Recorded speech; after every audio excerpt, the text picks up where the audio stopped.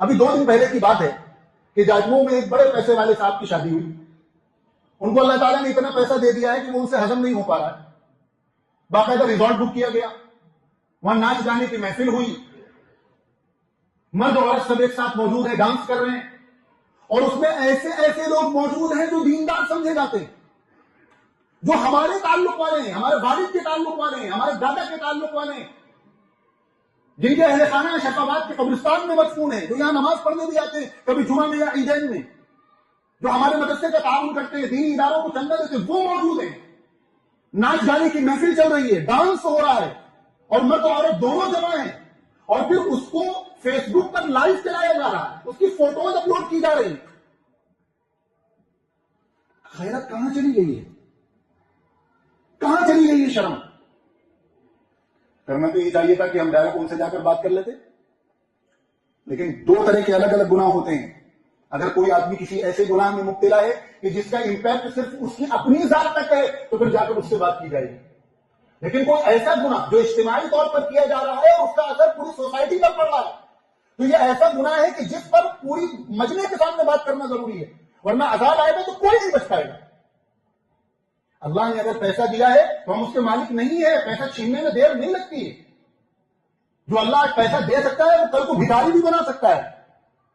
اور ہمارے سامنے مثالیں موجود ہیں.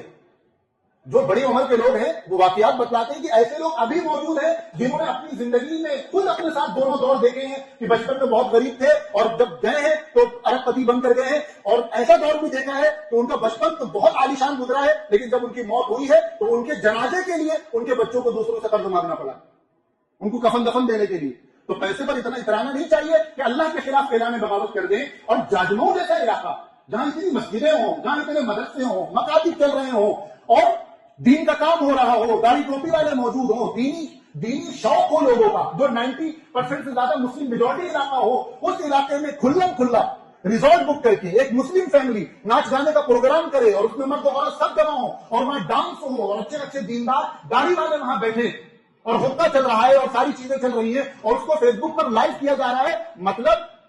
اللہ میاں کو منہ چڑھایا جا رہا ہے کہ آپ جو کرتے بنے کر لیجیے, ہم تو باز نہیں آئیں گے. رو رہے ہیں, اپنی آنکھوں سے دیکھ رہے ہیں کہ مسلمان کن حالات سے گزر رہے ہیں, امت کن حالات سے گزر رہی ہے. لوگوں کے پاس کھانے کو پیسے نہیں, ایک وقت کا کھانے کے بعد دوسرے وقت کی گارنٹی نہیں ہے کہ مل پائے گا کہ نہیں مل پائے گا. اپنی آنکھوں سے رات دن موتیں ہوتی دیکھ رہے ہیں, بالکل اللہ کا ڈر ختم ہو گیا ہے, خوف ختم ہو گیا ہے, جہنم کا خوف ختم ہو گیا ہے, اللہ کے سامنے حساب کتاب دینے کا احساس ہی ختم ہو گیا ہے. اور آج ہمارا یہ حال ہے تو ہماری آئندہ آنے والی نسلیں تو اسلامی کو چھوڑ دیں گی, دینی کو چھوڑ دیں گی. اگر آج کے ہمارے اس مجمع میں ایسا کوئی ہے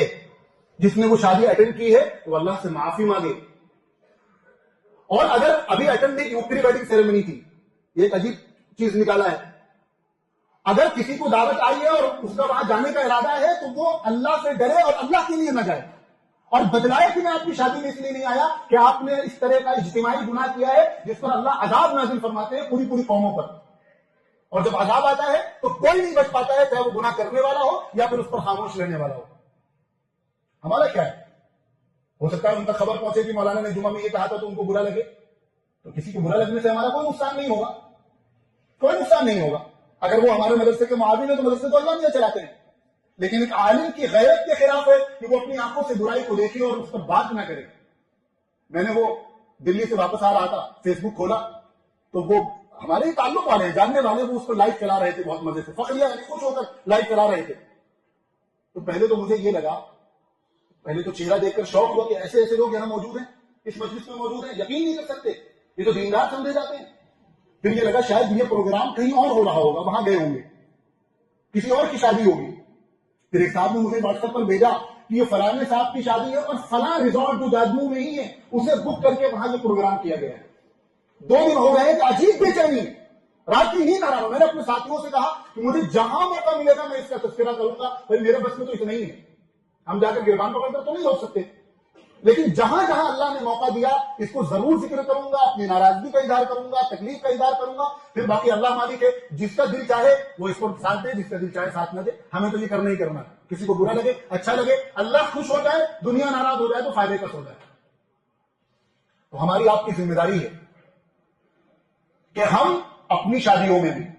ہر ایسے گناہ سے بچیں جو اس نوعیت کا ہو. ویسے تو ہر گناہ سے بچنا چاہیے، لیکن خاص طور پر ایسا گناہ جو ڈائریکٹ عذاب کو دعوت دینے والا ہو. الگ اعلان جو گناہ ہے، یہ جو پٹاخے پھوڑے جاتے ہیں بارات کے موقع پر اور جو جہیز کی نمائش کی جاتی ہے، یہ ساری چیزیں اس میں داخل ہیں. اور ہم جو اس کو ہم نے نام رکھ دیا ہے اجتماع کا، کہ مولانا صاحب کو بلایا اور ان سے بات بیان کروایا، اس کے بعد سارے خرافات ہو رہی ہے، یہ سب کچھ اس میں داخل ہے. یہ وقت ہے کہ پوری امت اللہ سے ڈرے اور معافی مانگے اور ایسے گناہوں سے بچے، ورنہ ابھی کم پٹائی ہوئی ہے، ابھی بہت پٹائی ہونا باقی ہے. اللہ تبارک و تعالی ہم کو اللہ سے ڈرنے کی اور دوسروں کو ڈرانے کی، سمجھانے کی توفیق